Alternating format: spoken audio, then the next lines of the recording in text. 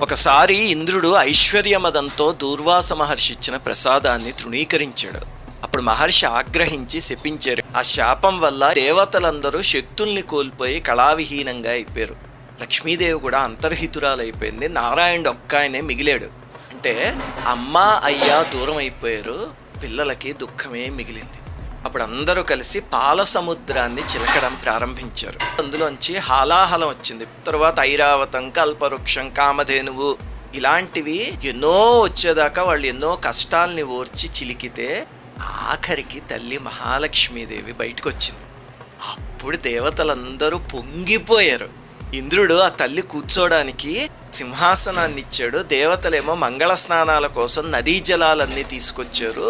ఋతువులేమో పువ్వులన్నిటిని ఇచ్చి అమ్మవారికి, కామధేనువేమో పంచగవ్యాలని ఇచ్చింది, పృథివేమో ఓషధుల్ని ఇచ్చింది. అవన్నీ కలిపి ఆ తల్లికి